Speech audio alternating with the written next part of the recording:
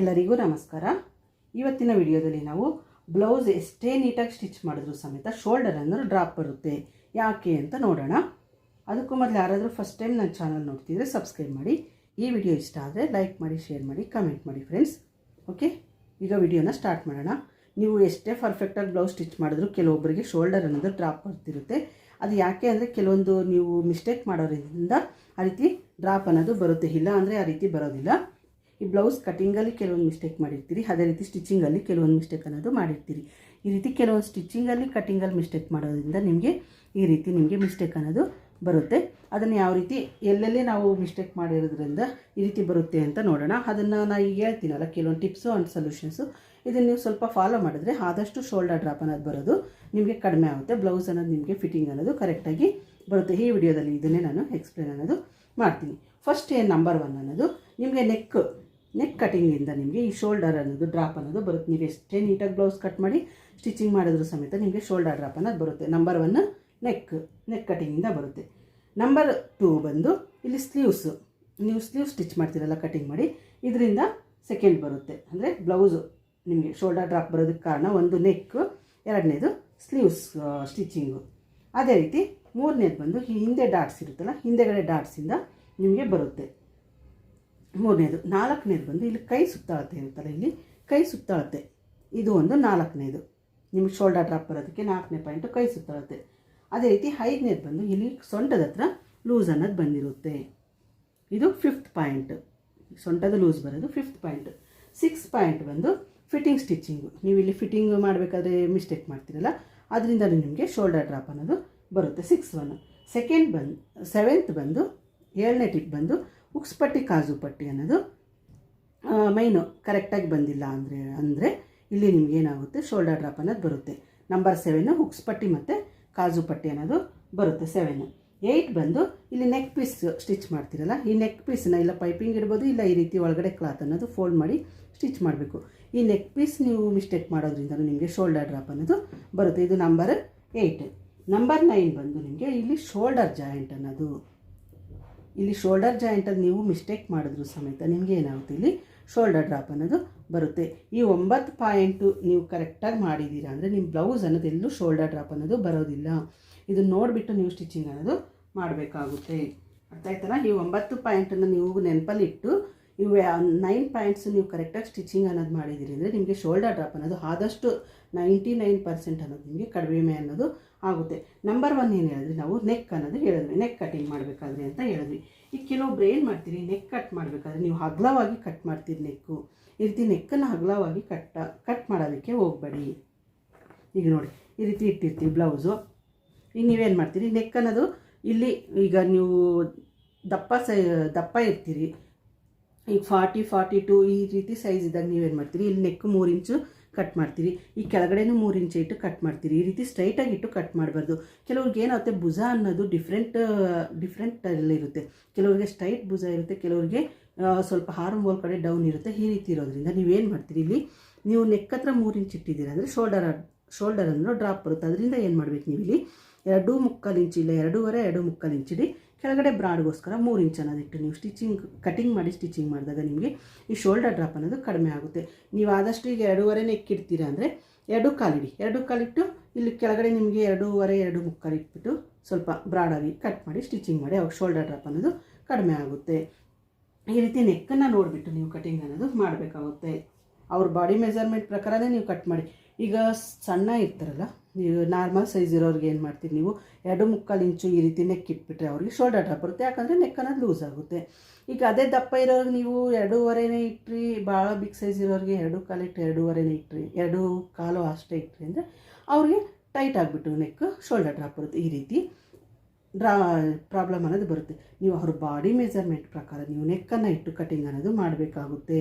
ಈ ರೀತಿ ಇಟ್ಟು ಮಾಡಿದಾಗ ನಿಮಗೆ ಶೋಲ್ಡರ್ ಡ್ರಾಪ್ ಅನ್ನೋದು ಬರೋದಿಲ್ಲ. ಅದೇ ರೀತಿ ಆದಷ್ಟು ನೀವು ನೆಕ್ಕನ್ನು ಅಗಲ ಕಟ್ ಮಾಡೋದನ್ನು ಕಡಿಮೆ ಮಾಡಿ, ನೆಕ್ ಕರೆಕ್ಟಾಗಿ ಅವ್ರಿಗೆ ಎಷ್ಟು ಬೇಕು ಅದೇ ರೀತಿ ಮಾಡಿ. ಇಲ್ಲ ಫ್ರಂಟ್ ನೆಕ್ಕು ನೋಡಿ, ನಾನು ತೋರಿಸ್ತೀನಿ. ಇಲ್ಲಿ ಅಗಲ ತೆಗ್ದಿದ್ದೀವಿ ಹೊರ್ತು ನೋಡಿ, ಇಲ್ಲಿಂದ ಇಲ್ಲಿ ಅಗಲ ಮಾಡಿದ್ದೀವಿ ಹೊರತು ಇಲ್ಲಿ ಮಾಡಿಲ್ಲ.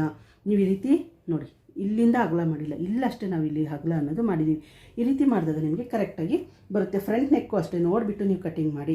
ಭಾಳ ಲೆಂತ್ ಇಟ್ಟು ಕಟ್ ಮಾಡೋದಕ್ಕೆ ಹೋಗಬೇಡ್ರಿ. ಈ ರೀತಿ ಅಗಲ ಕಟ್ ಮಾಡಿದಾಗ ಲೆಂತ್ ಅನ್ನೋದು ಭಾಳ ಇಡಬೇಡ್ರಿ. ನೆಕ್ ಲೆಂತ್ ಅನ್ನೋದು ಮೇಲ್ಗಡೆ ಇಟ್ಟು ನೀವು ಕಟಿಂಗ್ ಮಾಡಿ ಸ್ಟಿಚಿಂಗ್ ಮಾಡಿ. ಆವಾಗ ನಿಮಗೆ ಕರೆಕ್ಟಾಗಿ ನೆಕ್ ಅನ್ನೋದು ಬರುತ್ತೆ. ನಂಬರ್ 1 ನೆಕ್ಕನ್ನು ನೀಟಾಗಿ ಕಟ್ ಮಾಡಿ, ಜಾಸ್ತಿ ಅಗಲ ಕಟ್ ಮಾಡಬೇಡಿ. ಸೆಕೆಂಡ್ ಒನ್ ಏನು ಹೇಳಿದೆ, ಸ್ಲೀವ್ಸ್ ಸ್ಟಿಚಿಂಗು. ನೀವು ಸ್ಲೀವ್ಸ್ ಎಲ್ಲ ಕರೆಕ್ಟಾಗಿ ಕಟ್ ಮಾಡ್ತೀರಿ, ಎಲ್ಲ ಕರೆಕ್ಟ್ ಮಾಡ್ತೀರಿ. ಸ್ಲೀವ್ ಸ್ಟಿಚ್ ಮಾಡಬೇಕಾದ್ರೂ ನಾವು ಮಿಸ್ಟೇಕ್ ಅನ್ನೋದು ಮಾಡ್ತೀವಿ. ಕರೆಕ್ಟಾಗಿ ನೀವು ಸ್ಲೀವ್ಸ್ ಕಟ್ ಮಾಡಬೇಕು ಅಂದರೆ ಲೆಂತ್ ಕರೆಕ್ಟ್ ಕಟ್ ಮಾಡಬೇಕು. ಅವ್ರ ಬಾಡಿ ಮೆಜರ್ಮೆಂಟ್ ಪ್ರಕಾರ ಇಲ್ಲಿ ಡೌನ್ ಅನ್ನೋದು ಕಟ್ ಮಾಡಬೇಕಾಗುತ್ತೆ. ಸ್ಲೀವ್ಸ್ ಕಟ್ ಮಾಡಬೇಕಾದ್ರೆ ಡೌನ್ ಇರ್ತೀವಲ್ಲ, ಹಾರ್ಮೋಲ್ ಡೌನ್, ಅದನ್ನು ಅವ್ರ ಬಾಡಿ ಮೆಜರ್ಮೆಂಟ್ ಪ್ರಕಾರ ನೀವು ಡೌನ್ ಅನ್ನೋದಿಟ್ಟು ಕಟ್ ಮಾಡಬೇಕಾಗುತ್ತೆ. ಸ್ಟಿಚಿಂಗ್ ಮಾಡಬೇಕಾದ್ರೂ ಅಷ್ಟೇ ಕ್ಲಾತ್ನ ಈ ರೀತಿ ಎಳೆದು ಸ್ಟಿಚ್ ಮಾಡಬಾರ್ದು. ನೀವು ಯಾವ ರೀತಿ ಕಟ್ ಮಾಡಿರ್ತೀರಿ ನೋಡಿ, ಈ ರೀತಿನೇ ಇಟ್ಟು ನೀವು ಈ ರೀತಿ ಸ್ಟಿಚಿಂಗ್ ಅನ್ನೋದು ಮಾಡಬೇಕು. ಈ ರೀತಿ ಮಾಡಿದಾಗ ನಿಮ್ಗೆ ಆದಷ್ಟು ಶೋಲ್ಡರ್ ಡ್ರಾಪು ಕಡಿಮೆ ಆಗುತ್ತೆ, ರಿಂಕಲ್ ಅನ್ನೋದು ಕಡಿಮೆ ಆಗುತ್ತೆ. ನೀವು ಇದು ಕ್ಲಾತ್ನ ಈ ರೀತಿ ಅಗಲ ಇಟ್ಬಿಟ್ಟು ನೀವು ಈ ರೀತಿ ಸ್ಟಿಚ್ ಮಾಡಿದ್ದೀರಿ ಅಂದರೆ ಇಲ್ಲೆಲ್ಲ ಲೂಸ್ ಬಂದುಬಿಟ್ಟು ಶೋಲ್ಡರ್ ಡ್ರಾಪ್ ಅನ್ನೋದು ಆಟೋಮೆಟಿಕಲಿ ನಿಮಗೆ ಬಂದುಬಿಡುತ್ತೆ. ಅದರಿಂದ ನೀವೇನು ಮಾಡಬೇಕು, ಈ ಸ್ಲೀವ್ಸ್ ಜಾಯಿಂಟ್ ಮಾಡಬೇಕಾದ್ರೆ ನೀವು ಸ್ಟಿಚ್ ಮಾಡಬೇಕಾದ್ರೆ ನೋಡಿಬಿಟ್ಟು ಸ್ಟಿಚಿಂಗ್ ಮಾಡಿ. ಕಟ್ ಮಾಡಬೇಕಾದ್ರೆ ಅಷ್ಟೇ ಡೌನ್ ನಿಮಗೆ ಕರೆಕ್ಟಾಗಿ ಎಷ್ಟು ಬೇಕೋ ಅವ್ರ ಬಾಡಿ ಮೆಜರ್ಮೆಂಟ್ ಪ್ರಕಾರ ಅಷ್ಟನ್ನು ಇಟ್ಟು ನೀವು ಡೌನ್ ಅನ್ನೋದು ಕಟ್ ಮಾಡಿ. ಈ ರೀತಿ ಮಾಡಿದಾಗ ನಿಮಗೆ ಇಲ್ಲಿ ಸ್ವಲ್ಪ ಪ್ರಾಬ್ಲಮ್ ಅನ್ನೋದು ಕಡಿಮೆ ಆಗಿಬಿಟ್ಟು ಶೋಲ್ಡರ್ ಡ್ರಾಪ್ ಅನ್ನೋದು ಬರೋದಿಲ್ಲ. ಇನ್ನು ಮೂರನೇದಾಗಿ ಹಿಂದೆಗಡೆ ಡಾಟ್ಸು. ಈ ಹಿಂದೆ ಡಾಟ್ಸು ಅಷ್ಟೇ ಫ್ರೆಂಡ್ಸ್, ಎಲ್ಲರಿಗೂ ಒಂದೇ ಇಡೋಕ್ಕೆ ಹೋಗ್ಬೇಡಿ. ಈಗ ನಾರ್ಮಲ್ ಸೈಜ್ಗೆ 1 ಇಂಚ್ ಇಡ್ತೀವಿ ಅಂದರೆ ನಾವು 1 ಇಂಚೇ ಇಡಿ. ಅದೇ ಈಗ 45-46 ಸೈಜ್ ಇದ್ದಾರೆ ಅಂದರೆ ಆದಷ್ಟು ಇಲ್ಲಿ ಅರ್ಧ ಇಂಚ್ ಇಡೋ ಬದಲು ನೀವು 3/4 ಇಂಚು 1 ಇಂಚ್ ಅನ್ನೋ ಡಾಟ್ ಅನ್ನೋದು ಹಾಕಿ. ಯಾಕಂದರೆ ಅವ್ರು ಭಾಳ ದಪ್ಪ ಇರೋದ್ರಿಂದ ಏನಾಗುತ್ತೆ, ಇಲ್ಲಿ ನೀವು ಅರ್ಧ ಇಂಚ್ ಡಾಟ್ ಇಡ್ಸಿರಿ ಅಂದರೆ ಇಲ್ಲಿ ಈ ಪಾರ್ಟಲ್ಲಿ ನಿಮಗೆ ಟೈಟ್ ಬರುತ್ತೆ. ಇಲ್ಲಿ ಡಾಟ್ ಹಾಕೋದೇನಕ್ಕೆ, ಇಲ್ಲಿ ಬ್ಯಾಕ್ ಪಾರ್ಟಲ್ಲಿ ಇಲ್ಲಿ ಲೂಸ್ ಬರಲಿ, ಅವರಿಗೆ ಈ ಮಿಡಲ್ ಚೆಸ್ಟ್ ಇರುತ್ತಲ್ಲ, ಮಿಡಲ್ ಚೆಸ್ಟ್ ಕಡೆ ಇಲ್ಲಿ ಲೂಸ್ ಬರಲಿ ಅಂತ ಹೇಳ್ಬಿಟ್ಟು ನಾವು ಈ ಡಾಟ್ ಅನ್ನೋದು ಹಾಕ್ತೀವಿ ಬಾಡಿಗೆ. ಅದರಿಂದ ನೀವೇನು ಮಾಡಬೇಕು, ಬಿಗ್ ಸೈಜ್ ಆದರೆ ಏನು ಮಾಡ್ತೀರಿ, ಇಲ್ಲಿ 3/4 ಇಂಚು 1 ಇಂಚಷ್ಟು ಅದೇ ನೀವು ಎಕ್ಸ್ಟ್ರಾ ಕ್ಲಾತನ್ನು ನೀವು ಡಾಟ್ಸ್ಗೋಸ್ಕರ ಎಕ್ಸ್ಟ್ರಾ ಕ್ಲಾತನ್ನು ತಗೊಂಡ್ಬಿಟ್ಟು ಕಟ್ ಮಾಡಿ. ನೀವು ಈ ಡಾಟ್ಸನ್ನು ಸ್ವಲ್ಪ ದೊಡ್ಡದಾಗಿ ಹಾಕಿದ್ರೆ ನಿಮಗೆ ಅವಾಗ ಈ ಪ್ರಾಬ್ಲಮ್ ಅನ್ನೋದು ಕಡಿಮೆ ಆಗುತ್ತೆ. ಈ ಡಾಟ್ ಯಾವಾಗ ನೀವು ಕಡಿಮೆ ಹಾಕಿದಾಗ ಏನಾಗುತ್ತೆ, ಇಲ್ಲಿ ಶೋಲ್ಡರ್ ಡ್ರಾಪ್ ಅನ್ನೋದು ಬರುತ್ತೆ. ನೀವು ಡಾಟ್ ಅನ್ನೋದು ಸ್ವಲ್ಪ ಈ ರೀತಿ ಜಾಸ್ತಿ ಹಿಡಿದು ಸ್ಟಿಚ್ ಮಾಡಿದಾಗ ವೇರ್ ಮಾಡಿದಾಗ ಈ ರೀತಿ ಟೈಟ್ ಬಂದುಬಿಟ್ಟು ನಿಮಗೇನಾಗುತ್ತೆ, ಶೋಲ್ಡರ್ ಡ್ರಾಪ್ ಬರುತ್ತೆ, ಕರೆಕ್ಟಾಗಿ ನಿಮ್ಮ ಬಾಡಿ ಮೆಜರ್ಮೆಂಟ್ಗೆ ಕೂರುತ್ತೆ. ಅದರಿಂದ ನೀವೇನು ಮಾಡಬೇಕು, ಅವ್ರ ಸೈಜ್ ಪ್ರಕಾರ ಇಲ್ಲಿ ಡಾಟ್ಸ್ ಅನ್ನೋದು ಇಡಬೇಕಾಗುತ್ತೆ. ಸ್ಮಾಲ್ ಅವ್ರು ಸಣ್ಣ ಇದ್ದಾರೆ ಅಂದರೆ 1 ಇಂಚ್ ಇಡಿ. ಸ್ವಲ್ಪ ಬಿಗ್ ಸೈಜ್ ಆದರೆ ಇಲ್ಲೇನು ಮಾಡ್ತೀರಿ, 1/4-1.5 ಇಂಚು ಬ್ಯಾಕಲ್ಲಿ ಡಾಟ್ಸ್ ಅನ್ನೋದು ಸಮೇತ ಇಡ್ರಿ. ಅದೇ ರೀತಿ ಡಾಟನ್ನು ಲೆಂತ್ ಇಡಿ. ನೀವು ಬ್ಲೌಸ್ ಲೆಂತ್ ಪ್ರಕಾರ ಇಲ್ಲಿ ಡಾಟ್ ಅನ್ನೋದು ನೀವು ಲೆಂತನ್ನು ಇಡಿ 3.5-4 ಇಂಚ್ವರೆಗೂ. ನೀವು 15 ಇಂಚ್ ಬ್ಲೌಸ್ ಇಡ್ತೀರಿ ಅಂದರೆ 3.5-4 ಇಂಚ್ವರೆಗೂ ನೀವು ಬ್ಯಾಕ್ ಡಾಟ್ಸನ್ನು ಇಟ್ಟಾಗ ನಿಮಗೆ ಕರೆಕ್ಟಾಗಿ ಲೂಸ್ ಅನ್ನೋದು ಬರುತ್ತೆ. ಮಿಡಲ್ ಚೆಸ್ಟ್ ಪಾಯಿಂಟ್ಗೆ ಅವಾಗ ಬ್ಲೌಸ್ ಅನ್ನೋದು ಕರೆಕ್ಟಾಗಿ ಬರುತ್ತೆ. ಇದು ಒಂದು ನಿಮ್ಮದು ಪಾಯಿಂಟು, ಅಂದರೆ ಹಿಂದೆಗಡೆ ಡಾಟ್ಸ್ ಅನ್ನೋದು ನೀಟಾಗಿ ಹಾಕಬೇಕಾಗುತ್ತೆ. ಅದೇ ರೀತಿ ಇಲ್ಲಿ ಕೈ ಸುತ್ತಾಳತೆ ಇನ್ನೊಂದು ಬಂದು, ಫೋರ್ತ್ ಬಂದು ಕೈ ಸುತ್ತಾಳತೆ. ನೀವು ಕೈ ಸುತ್ತಾಳತೆ ಸ್ಟಿಚ್ ಮಾಡಬೇಕಾದ್ರೂ ಅಷ್ಟೇ, ಇದು ಭಾಳ ಈ ರೀತಿ ಟೈಟ್ ಹಾಕಿದ್ದೀರಿ ನಿಮ್ಮ ಕೈಗೆ ಅಂತಂದ್ರೂ ಇಲ್ಲಿ ಕೈ ಹತ್ರ ಭಾಳ ಟೈಟ್ ಬರುತ್ತೆ ಫ್ರೆಂಡ್ಸ್. ಟೈಟ್ ಬಂದು ಶೋಲ್ಡರ್ ಅನ್ನೋದು ಕರೆಕ್ಟಾಗಿ ನಮಗೆ ಶೋಲ್ಡರ್ ಕೂರಲ್ಲ. ಇದೇನಾಗುತ್ತೆ, ನಿಮಗೆ ಈ ಸ್ಲೀವ್ಸ್ ಜಾಯಿಂಟ್ ಪಾಯಿಂಟ್ ಇರುತ್ತಲ್ಲ, ಈ ಸ್ಲೀವ್ಸ್ ಜಾಯಿಂಟ್ ಪಾಯಿಂಟು ಕೆಳಗಡೆ ಬಂದುಬಿಡುತ್ತೆ. ಇಲ್ಲಿ ಕೈ ಸುತ್ತಾಳತೆ ಅನ್ನೋದು ನೀವು ಕರೆಕ್ಟಾಗಿ ಹಾಕ್ಬೇಕಾಗುತ್ತೆ. ಇಲ್ಲಿ ಟೈಟ್ ಆಯಿತು ಅಂತಂದರೆ ನಿಮ್ಗೆ ಏನಾಗುತ್ತೆ, ವೇರ್ ಮಾಡೋದಕ್ಕೆ ಇಲ್ಲಿ ಕೈ ಅನ್ನೋದು ಟೈಟ್ ಬಂದುಬಿಟ್ಟು ಇಲ್ಲಿ ಸ್ಲೀವ್ಸ್ ಜಾಯಿಂಟ್ ಮಾಡಿರ್ತೀವಲ್ಲ, ಇದು ಕರೆಕ್ಟಾಗಿ ಏರಿದೆ ನಿಮಗೆ ಭುಜ ಅನ್ನೋದು ಈ ರೀತಿ ಡೌನ್ ಬಂದುಬಿಡುತ್ತೆ. ಈ ಕ್ಲಾತ್ ಮೇಲ್ಗಡೆ ಕರೆಕ್ಟ್ ಶೋಲ್ಡರ್ ಪಾಯಿಂಟ್ಗೆ ಕೂರೋದಿಲ್ಲ. ಈ ರೀತಿ ಆದಾಗಲೂ ನಿಮಗೆ ಶೋಲ್ಡರ್ ಡ್ರಾಪ್ ಅನ್ನೋದು ಬರುತ್ತೆ. ಅದರಿಂದ ಆದಷ್ಟು ಇಲ್ಲಿ ಕೈ ಸುತ್ತಾಳತೆ ಇರುತ್ತಲ್ಲ, ಕೈ ಸುತ್ತಾಳ್ತೀರಿ 1/4 ಇಂಚ್ ಅಷ್ಟಾದ್ರು ಲೂಸ ಅನ್ನೋದು ಹಾಕಿ ನೀವು ಸ್ಟಿಚಿಂಗ್ ಅನ್ನೋದು ಮಾಡಿ. ಹಾಗಂತ ಜಾಸ್ತಿ ಲೂಸ್ ಹಾಕೋದಕ್ಕೆ ಹೋಗಬೇಡಿ. ಜಾಸ್ತಿ ಲೂಸ್ ಆದ್ರೂ ಇಲ್ಲಿ ಕೈ ಹತ್ರ ಭಾಳ ಲೂಸಾಗಿ ಶೋಲ್ಡರ್ ಡ್ರಾಪ್ ಬರುತ್ತೆ. 1/4 ಇಂಚ್ ಅಷ್ಟೇ ಲೂಸ್ ಹಾಕಿ ನೀವು ಸ್ಟಿಚಿಂಗ್ ಅನ್ನೋದು ಮಾಡಿದಾಗ ನಿಮಗೆ ಇದು ಒಂದು ಶೋಲ್ಡರ್ ಡ್ರಾಪ್ ಅನ್ನೋದು ಆದಷ್ಟು ಕಡಿಮೆ ಆಗುತ್ತೆ. ಇದು 4th. ಇನ್ನು 5ನೇದು ಏನಾಗುತ್ತೆ, ಇಲ್ಲಿ ಸೊಂಟದ ಹತ್ರ ಲೂಸ್ ಇಟ್ಟಿರ್ತೀರಿ. ಕೆಲವರು ವೇರ್ ಮಾಡಬೇಕಾದ್ರೆ ಕೆಲವ್ರದ್ದು ಸೊಂಟದ ಹತ್ರ ಲೂಸ್ ಇರುತ್ತೆ. ಈ ರೀತಿ ಸೊಂಟದ ಹತ್ರ ಲೂಸ್ ಇದ್ದರೂ ಸಮೇತ ನಿಮಗೆ ಈ ಶೋಲ್ಡರ್ ಡ್ರಾಪ್ ಅನ್ನೋದು ಬರುತ್ತೆ. ಇದು ಸೊಂಟ ಇಲ್ಲಿರುತ್ತಲ್ಲ, ವೆಸ್ಟ್ ಕಡೆ ಸೊಂಟದ ಹತ್ರ ಲೂಸ್ ಆದಾಗ ಏನಾಗುತ್ತೆ, ಇಲ್ಲೆಲ್ಲ ಲೂಸ್ ಆಗಿಬಿಡುತ್ತೆ. ಬ್ಲೌಸ್ ಲೂಸ್ ಆಗಿಬಿಟ್ಟು ಈ ರೀತಿ ನಿಮಗೆ ಡ್ರಾಪ್ ಅನ್ನೋದು ಆಟೋಮೆಟಿಕಲಿ ಬರುತ್ತೆ. ಆದ್ದರಿಂದ ನೀವು ಸೊಂಟ ಆದಷ್ಟು ಸ್ವಲ್ಪ ಟೈಟಾಗಿ ಸ್ಟಿಚಿಂಗ್ ಅನ್ನೋದು ಮಾಡಿ. ಕರೆಕ್ಟ್ ಟೈಟ್ ಬಂತು ಅಂದರೆ ನಿಮಗೆ ಬ್ಲೌಸ್ ಎಲ್ಲ ಕರೆಕ್ಟಾಗಿ ಬರುತ್ತೆ. ಇದನ್ನು ನೋಡಿಬಿಟ್ಟು ನೀವು ಸ್ಟಿಚಿಂಗ್ ಅನ್ನೋದು ಹಾಕಬೇಕಾಗುತ್ತೆ. ಇನ್ನು ನಿಮಗೆ ಶೋಲ್ಡರ್ ಡ್ರಾಪ್ ಅನ್ನೋದು ಒಂದೇ ಕಡೆ ಬರುತ್ತೆ ಅಂತಂದರೆ ಈಗ ನೋಡಿ, ಎರಡೂ ಶೋಲ್ಡರ್ ಡ್ರಾಪ್ ಅನ್ನೋದು ಬರೋದಿಲ್ಲ. ಕೆಲವ್ರಿಗೆ ಲೆಫ್ಟ್ ಕಡೆ ಬರುತ್ತೆ, ಈಗ ಉಕ್ಸ್ ಪಟ್ಟಿ ಕಡೆ ಕೆಲವ್ರಿಗೆ ಶೋಲ್ಡರ್ ಡ್ರಾಪ್ ಬರುತ್ತೆ, ಕೆಲವ್ರಿಗೆ ಏನಾಗುತ್ತೆ ಕಾಜು ಪಟ್ಟಿ ಕಡೆ ಶೋಲ್ಡರ್ ಡ್ರಾಪ್ ಅನ್ನೋದು ಬರುತ್ತೆ. ಈ ರೀತಿ ಬರುತ್ತೆ ಯಾಕೆ ಅಂದರೆ ನೀವು ಹುಕ್ಸ್ ಪಟ್ಟಿ ಕಾಜು ಪಟ್ಟಿ ಅನ್ನೋದು ನೀಟಾಗಿ ಸ್ಟಿಚ್ ಮಾಡಿರೋದ್ರಿಲ್ಲ. ಈ ಕಡೆ 1/4 ಇಂಚ್ ಜಾಸ್ತಿ ಸ್ಟಿಚ್ ಆಗಿರ್ತೀರಲ್ಲ, ಈ ಕಡೆ ಜಾಸ್ತಿ ಸ್ಟಿಚ್ ಹಾಕಿರ್ತೀರಿ. ಈ ರೀತಿ ಹೆಚ್ಚು ಕಡಿಮೆ ಸ್ಟಿಚ್ ಹಾಕಿದಾಗ ನಿಮಗೆ ಒಂದೇ ಕಡೆ ಶೋಲ್ಡರ್ ಡ್ರಾಪ್ ಅನ್ನೋದು ಬರುತ್ತೆ. ಇಲ್ಲ ನೀವು ನೆಕ್ ಸ್ಟಿಚ್ ಮಾಡಬೇಕಾದ್ರೆ ಏನು ಮಾಡಿರ್ತೀರಿ, ಒಂದು ಕಡೆ ಈ ರೀತಿ ಎಳೆದು ಸ್ಟಿಚ್ ಹಾಕಿರ್ತೀರಿ, ಇದನ್ನು ಎಳೆದಿರೋದಿಲ್ಲ, ಈ ರೀತಿ ಸೇಮ್ ಇಟ್ಟು ಸ್ಟಿಚ್ ಹಾಕಿರ್ತೀರಿ. ಈ ರೀತಿ ನೀವು ನೆಕ್ ಸ್ಟಿಚ್ ಮಾಡಬೇಕಾದ್ರೂ ಮಿಸ್ಟೇಕ್ ಮಾಡಿರ್ತೀರಿ, ಅದರಿಂದ ಏನಾಗುತ್ತೆ ನಿಮಗೆ ಇಲ್ಲಿ ಶೋಲ್ಡರ್ ಡ್ರಾಪ್ ಅನ್ನೋದು ಬರುತ್ತೆ. ಇದನ್ನೊಂದು ನೋಡಿಬಿಟ್ಟು ನೀವು ಸ್ಟಿಚಿಂಗ್ ಅನ್ನೋದು ಹಾಕಬೇಕಾಗುತ್ತೆ. ಈ ರೀತಿ ನಿಮಗೆ ನೆಕ್ ಹತ್ರ ಶೋಲ್ಡರ್ ಡ್ರಾಪ್ ಬಂತು ಅಂದರೆ ಏನು ಮಾಡ್ತೀರಿ, ಈ ಕ್ಲಾತನ್ನು ಎಳೆಯೋದಕ್ಕೆ ಹೋಗಬೇಡಿ. ಮೈನ್ ಫ್ಯಾಬ್ರಿಕ್ನ ಈ ರೀತಿ ಒಳಗಡೆ ಸ್ಟಿಚ್ ಮಾಡ್ತೀವಲ್ಲ, ಈ ಒಳಗಡೆ ಕ್ಲಾತನ್ನು ಸ್ವಲ್ಪ ಭಾಳ ಎಳೆಯೋದಕ್ಕೆ ಹೋಗಬೇಡಿ. ಸ್ವಲ್ಪ ಎಳೆದು ನೀವು ಸ್ಟಿಚ್ ಮಾಡಿದ್ದೀರಾ ಅಂದರೆ ನೆಕ್ ಅನ್ನೋದು ಟೈಟ್ ಬಂದುಬಿಟ್ಟು ಅಲ್ಲಿ ನಿಮಗೆ ಶೋಲ್ಡರ್ ಡ್ರಾಪ್ ಅನ್ನೋದು ಬರೋದು ಕಡಿಮೆ ಆಗುತ್ತೆ. ಅದನ್ನು ನೋಡಿ ಹುಕ್ಸ್ ಪಟ್ಟಿ ಕಾಜು ಪಟ್ಟಿ ಕರೆಕ್ಟಾಗಿ ಸ್ಟಿಚ್ ಮಾಡಿಬಿಟ್ಟು ಇಲ್ಲಿ ಕ್ಲಾತನ್ನು ಸ್ವಲ್ಪ ಎಳೆದ್ಬಿಟ್ಟು ಸ್ಟಿಚ್ ಹಾಕಿ. ಈ ಕ್ಲಾತು ಸೇಮ್ ಇದೆ, ನೀವು ಯಾವ ರೀತಿ ಕಟ್ ಮಾಡಿರ್ತೀರಿ ಅದೇ ರೀತಿ ಇರಲಿ. ಈ ರೀತಿ ಅಗಲ ಮಾಡೋದಕ್ಕೆ ಹೋಗಬೇಡಿ. ಇದು ಸೇಮ್ ಯಾವ ರೀತಿ ಇದೆ ಅದೇ ರೀತಿ ಇರಲಿ. ನೀವು ಪೈಪಿಂಗ್ಗೋಸ್ಕರ ಇರ್ತೀರಲ್ಲ ಆ ಕ್ಲಾತನ್ನು ಸ್ವಲ್ಪ ಎಳೆದ್ಬಿಟ್ಟು ಸ್ಟಿಚ್ ಹಾಕಿ. ನಾನು ನೆಕ್ಸ್ಟ್ ವೀಡಿಯೋದಲ್ಲಿ ಪೈಪಿಂಗಿನ ಯಾವ ರೀತಿ ಸ್ಟಿಚ್ ಮಾಡಬೇಕು ಅಂತ ತೋರಿಸ್ತೀನಿ ಫ್ರೆಂಡ್ಸ್, ಫರ್ದರ್ ವೀಡಿಯೋಸಲ್ಲಿ. ಆವಾಗ ನೀವು ನೋಡಿವ್ರಿ ಯಾವ ರೀತಿ ಕ್ಲಾತನ್ನು ಎಳೆದು ಸ್ಟಿಚ್ ಮಾಡಬೇಕು ಅಂತ ತೋರಿಸ್ತೀನಿ ನಾನು ನಿಮಗೆ. ಇಲ್ಲಿ ಸ್ವಲ್ಪ ಕ್ಲಾತನ್ನು ಮೇಲ್ಗಡೆ ಪೈಪಿಂಗ್ ಕ್ಲಾತನ್ನು ಅಷ್ಟೇ ಸ್ವಲ್ಪ ಎಳೆದ್ಬಿಟ್ಟು ಸ್ಟಿಚ್ ಹಾಕಿದ್ರೆ ನಿಮಗೆ ಈ ಶೇಪ್ ಅನ್ನೋದು ರೌಂಡ್ ಶೇಪ್ ಅನ್ನೋದು ಕರೆಕ್ಟಾಗಿ ಬರುತ್ತೆ. ಇದನ್ನೊಂದು ನೋಡಿಬಿಟ್ಟು ನೀವು ಸ್ಟಿಚ್ ಅನ್ನೋದು ಹಾಕಬೇಕಾಗುತ್ತೆ.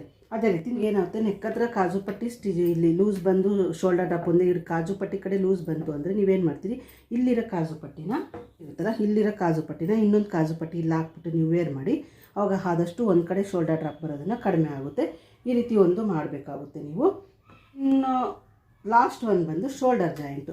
ನೀವು ಶೋಲ್ಡರ್ ಜಾಯಿಂಟ್ ಮಾಡಬೇಕಾದ್ರೆ ನೋಡಿ, ಈ ಶೋಲ್ಡರ್ ಕ್ಲಾತನ್ನು ಜಾಯಿಂಟ್ ಮಾಡಬೇಕಾದ್ರೆ ಮೊದಲು ಶೋಲ್ಡರು ಇದು ಹಾರ್ಮೋಲು ಕರೆಕ್ಟ್ ಲೆಂತ್ ಇದೆಯಲ್ಲ ಅಂತ ನೋಡಿ. ಅದೇ ರೀತಿ ಅವ್ರ ಶೋಲ್ಡರ್ ಯಾವ ರೀತಿ ಇದೆ ಅಂತ ನೋಡಿಬಿಟ್ಟು ನೀವು ಇಲ್ಲಿ ಸ್ಟಿಚಿಂಗ್ ಅನ್ನೋದು ಹಾಕ್ಬೇಕಾದ್ರೆ ಒಂದು ಬ್ಲೌಸ್ ಸ್ಟಿಚ್ ಮಾಡಿದ್ರೆ ನಿಮಗೆ ಗೊತ್ತಾಗುತ್ತೆ ಅವ್ರಿಗೆ ನೆಕ್ ಕಡೆ ಡೌನ್ ಇದೆಯಾ, ಹಾರ್ಮೋಲ್ ಕಡೆ ಡೌನ್ ಇದೆಯಾ, ಇಲ್ಲ ಸ್ಟ್ರೈಟ್ ಭುಜ ಇದೆಯಾ ಅಂತ ಅನ್ನೋದು ಗೊತ್ತಾಗುತ್ತೆ. ಇದನ್ನು ನೋಡಿ ನೀವು ಕರೆಕ್ಟಾಗಿ ಶೋಲ್ಡರ್ ಅನ್ನೋದು ಸ್ಟಿಚಿಂಗ್ ಮಾಡಿದ್ದೀರಾ ಅಂದರೆ ಇಲ್ಲಿ ಯಾವುದೇ ಪ್ರಾಬ್ಲಮ್ ಅನ್ನೋದು ಬರೋದಿಲ್ಲ. ನೀವು ಶೋಲ್ಡರ್ ಕರೆಕ್ಟಾಗಿ ಹಾಕಿಲ್ಲ ಅಂದರೆ ಈ ರೀತಿ ಬರುತ್ತೆ. ಈಗ ನೋಡಿ, ಇದು ಸ್ಟ್ರೈಟ್ ಶೋಲ್ಡರ್ ಇದೆ, ಕ್ರಾಸ್ ಇಲ್ಲ ಫ್ರೆಂಡ್ಸ್, ಇದು ಸ್ಟ್ರೈಟ್ ಇದೆ. ಕೆಲವ್ರಿಗೆ ಇಲ್ಲಿ ಲೂಸ್ ಬಂದುಬಿಡುತ್ತೆ, ನೀವು ಎಲ್ಲ ಇಲ್ಲಿ ನೆಕ್ ಹತ್ರ ಟೈಟಾಗೇ ಬರುತ್ತೆ. ಇಲ್ಲಿ ಹಾರ್ಮೋಲ್ ಹತ್ರ ಅಷ್ಟೇ ಲೂಸ್ ಬಂದು ಇಲ್ಲಿ ಕ್ಲಾತ್ ಅನ್ನೋದು ಲೂಸ್ ಬರುತ್ತೆ. ಆವಾಗ ಏನು ಮಾಡಬೇಕು, ನೀವು ಈ ಕಡೆ ಸ್ವಲ್ಪ ಡೌನ್ ಅನ್ನೋದು ಕಟ್ ಮಾಡಿ ಸ್ಟಿಚ್ ಮಾಡಬೇಕು. ಕೆಲವ್ರಿಗೆ ಇದೆಲ್ಲ ಹಾರ್ಮೋಲ್ ಎಲ್ಲ ಕರೆಕ್ಟ್ ಬರುತ್ತೆ, ಇಲ್ಲಿ ನೆಕ್ ಹತ್ರ ಲೂಸ್ ಬರುತ್ತೆ. ಅಂಥವ್ರಿಗೆ ಇಲ್ಲಿಂದ ಈ ರೀತಿ ನೀವು ಸ್ಟ್ರೈಟಾಗಿ ಸ್ವಲ್ಪ ಕಟ್ ಮಾಡಿಬಿಟ್ಟು ಅರ್ಧ ಇಂಚಷ್ಟು ಕಟ್ ಮಾಡಿ ಸ್ಟಿಚ್ ಮಾಡಬೇಕಾಗುತ್ತೆ. ಈ ರೀತಿ ಸ್ವಲ್ಪ ನೀವು ಶೋಲ್ಡರ್ ಕಡೆ ವೇರಿಯೇಷನಲ್ಲಿ ನೋಡಿಬಿಟ್ಟು ನೀವು ಸ್ಟಿಚಿಂಗ್ ಅನ್ನೋದು ಮಾಡಿದಾಗ ನಿಮಗೆ ಬ್ಲೌಸ್ ಅನ್ನೋದು ಕರೆಕ್ಟಾಗಿ ಬರುತ್ತೆ.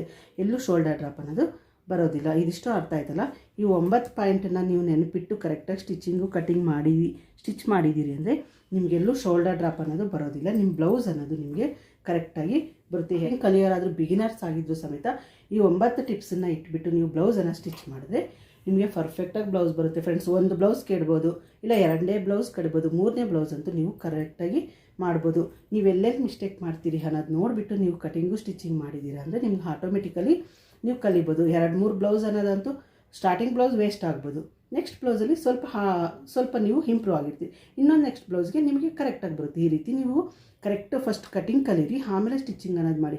ನೀವು ಕಟಿಂಗ್ ಮಾಡಬೇಕಾದ್ರೆ ಕರೆಕ್ಟಾಗಿ ಮಾಡ್ತೀರಿ. ಕೆಲವೊಂದು ಈ ಮಿಸ್ಟೇಕ್ಸ್ ಎಲ್ಲ ಶೋಲ್ಡರ್ ಡ್ರಾಪ್ ಬರೋದಕ್ಕೆ ನೀವೇನು ಮಾಡ್ತೀರಿ, ಇಲ್ಲಿ ಸ್ಟಿಚಿಂಗಲ್ಲಿ ಮಿಸ್ಟೇಕ್ ಮಾಡಿರ್ತೀರಿ. ಈ ರೀತಿ ಸ್ಟಿಚಿಂಗಲ್ಲಿ ಮಿಸ್ಟೇಕ್ ಮಾಡಿದಾಗ ನಿಮಗೆ ಶೋಲ್ಡರ್ ಡ್ರಾಪ್ ಅನ್ನೋದು ಜಾಸ್ತಿ ಬರುತ್ತೆ.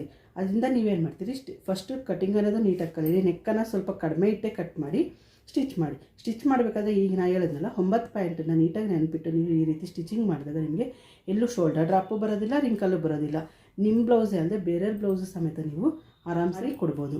ಅದರಿಂದ ಈ ಟಿಪ್ಸನ್ನು ಫಾಲೋ ಮಾಡಿ ನಿಮಗೆ ಬ್ಲೌಸ್ ಅನ್ನೋದು ಸ್ಟಿಚಿಂಗ್ ಮಾಡೋದಕ್ಕೆ ಈಸಿ ಆಗುತ್ತೆ. ಇದಿಷ್ಟು ಅರ್ಥ ಆಯ್ತಲ್ಲ. ಅಂದರೆ ನಾವು ಬ್ಲೌಸ್ ಎಷ್ಟೇ ನೀಟಾಗಿ ಸ್ಟಿಚ್ ಮಾಡೋದು ಶೋಲ್ಡರ್ ಡ್ರಾಪ್ ಅನ್ನೋದು ಯಾಕೆ ಬರುತ್ತೆ ಅನ್ನೋದು ಗೊತ್ತಾಯ್ತಲ್ಲ ನಿಮಗೆ. ಈ 9 ಪಾಯಿಂಟ್ ಅನ್ನೋದು ನೀವು ಕರೆಕ್ಟಾಗಿ ಸ್ಟಿಚ್ ಮಾಡಿ ಆವಾಗ ನಿಮಗೆ ಎಲ್ಲೂ ಶೋಲ್ಡರ್ ಡ್ರಾಪ್ ಅನ್ನೋದು ಬರೋದಿಲ್ಲ. ಓಕೆ ಫ್ರೆಂಡ್ಸ್, ಇದಿಷ್ಟು ಪಾಯಿಂಟ್ಸು, ಇದಿಷ್ಟು ಅರ್ಥ ಆಯ್ತಲ್ಲ. ನೆಕ್ಸ್ಟ್ ವಿಡಿಯೋದಲ್ಲಿ ಭೇಟಿ ಮಾಡೋಣ.